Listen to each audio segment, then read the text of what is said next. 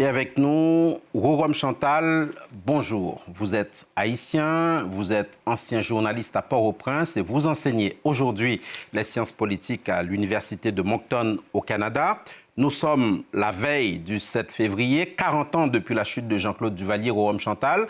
Haïti reste embourbé dans cette crise institutionnelle, politique, humanitaire et économique sans nom, on l'a dit, sans entrer dans les détails de la politique haïtienne. Est-ce que demain, 7 février, il y aura un changement institutionnel en Haïti avec l'expiration officielle du mandat du Conseil présidentiel de transition? Non, très clairement, il n'y aura pas de changement institutionnel réel. Il y avait des réflexions au sein de la société civile haïtienne et de la diaspora auxquelles j'ai personnellement participé, mais ces réflexions ont été disqualifiées, invisibilisées tout simplement. Et aujourd'hui, on est en présence de quelque chose comme 3 propositions concurrentes, dont une pour installer le président de la Cour de cassation comme nouveau président, proposition qui ne fait pas consensus. Il y a une autre proposition venant de différents secteurs qui proposent, y compris de membres du Conseil présidentiel sortant, et qui propose l'installation d'un nouveau conseil présidentiel composé de 3 membres, dont un issu du conseil présidentiel dont le mandat arrive à expiration. Cette proposition ne fait pas non plus consensus. Enfin, il y a les États-Unis qui se positionnent très très clairement derrière l'actuel Premier ministre Alix Didier Fils-Aimé. Est-ce pour qu'il dirige seul comme Ariel Henry avant lui? Est-ce qu'après le 7 février, on aura la désignation d'un nouveau président? Ce que tout ça dit, c'est que le 7 février reste très certainement une date symbolique dans l'histoire haïtienne, mais cette date n'est pas traduite par une institutionnalisation concrète. Rorom Chantal, la politique haïtienne ressemble à un sac de nœuds. Quels sont, à votre avis, les 2-3 éléments clés qui sont nécessaires, qui permettent de la saisir tant soit peu?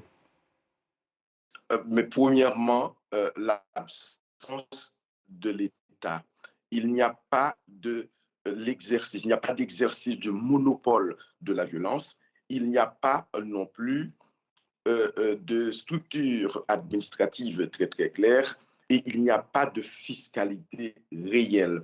Deuxièmement, la classe politique, une classe qui est indigne de ce nom, déconnectée, qui est plus articulée autour de la prédation plutôt que la gouvernance.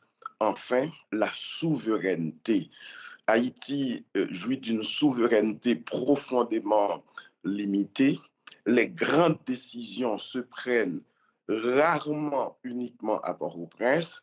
Alors, il faut donc mettre ensemble ces 3 éléments sans lesquels on ne comprend pas grand-chose à la politique haïtienne. Professeur Chantal, en illustration, on a le Premier ministre Alix Didier Fils-Aimé, également les autres membres du Conseil présidentiel. Dans une tribune que vous avez publiée récemment, Rorom Chantal, vous qualifiez les dirigeants haïtiens de figures politiquement médiocres. Vous pointez aussi du doigt ce que vous appelez les puissances impériales, à commencer par les États-Unis d'Amérique, dont vous présentez l'ambassadeur comme le gouverneur d'Haïti.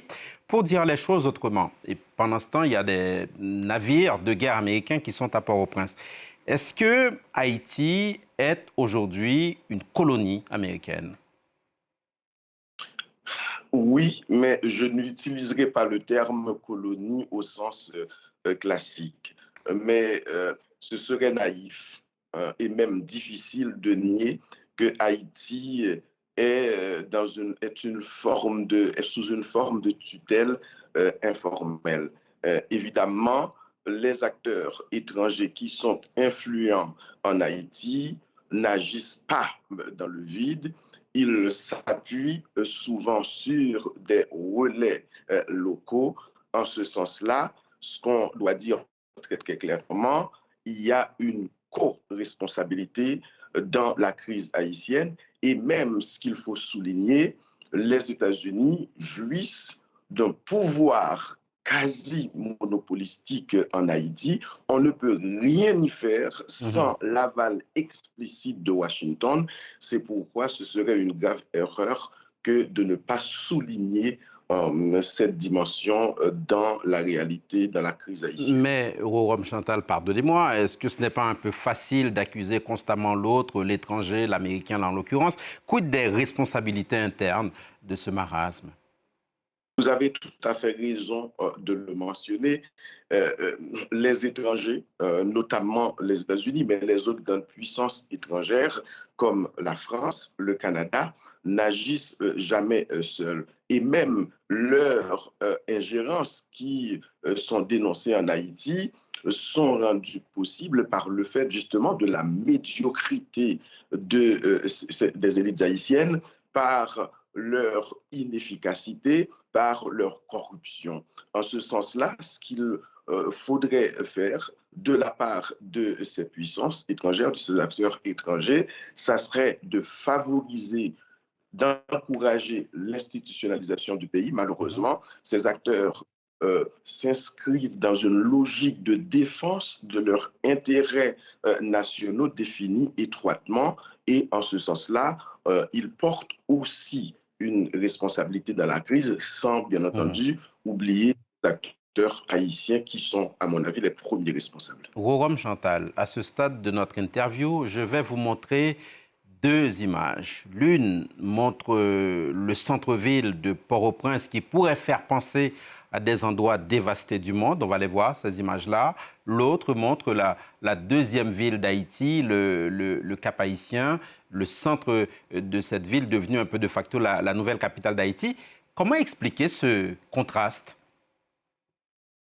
Philomé Robert, ces images n'offrent pas seulement un contraste saisissant, ces images sont aussi instructives. D'un côté, vous avez Port-au-Prince, la capitale d'Haïti, une ville qui était construite pour héberger quelque chose comme 200 000 personnes et qui en comprend, qui en héberge aujourd'hui plusieurs millions. On n'a pas les chiffres exacts. Et donc, symbole de la concentration excessive du pouvoir politique, de la pauvreté, de l'économie informelle. Et à l'inverse, vous avez effectivement Cap-Haïtien qui jouit d'un tissu social stable, d'une moindre concentration politique, mais également une géographie moins propice à la captation par les gangs armés qu'on retrouve beaucoup à Port-au-Prince. Donc, ce que cela démontre, c'est qu'il y a une géographie du problème haïtien qui n'est pas homogène, qui est donc territorialisée. On va lentement, mais sûrement vers la fin de cet entretien au Rorom Chantal. On a fait le côté pile avec le diagnostic, très bien fait de votre côté. On va essayer maintenant le côté face. Comment sortir de la médiocrité que vous avez évoquée tout à l'heure? Quelles sont, à votre avis, les forces vives sur lesquelles Haïti peut tout de même compter pour, sinon se relever, du moins ne pas sombrer davantage? Il faut éviter de recycler, comme on est en train de le faire, malheureusement, les mêmes profils. Les forces vives que vous évoquez, ce sont les femmes, ce sont les membres des communautés paysannes, ce sont les enseignants, ce sont les membres de la société civile qui sont en train de proposer des solutions pour l'institutionnalisation du pays. Ce sont aussi les représentants de la diaspora qui contribuent énormément à la survie de ce pays. Donc le pays tient par toutes ces personnalités, par tous ces acteurs qu'il ne faut pas oublier, et donc surtout éviter de recycler les mêmes profils, notamment la classe politique, qui continuent, malgré leur échec, de prendre des décisions au nom d'une population qui est ignorée. Si vous aviez, pour finir, un message à l'endroit de ceux qui ne connaissent pas Haïti, si vous aviez aussi un message à l'endroit des élites haïtiennes, des jeunes, quel serait-il?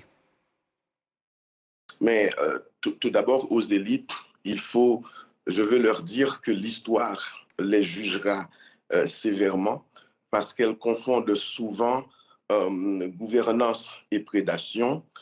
souveraineté et dépendance, il n'est pas trop tard de changer de cap.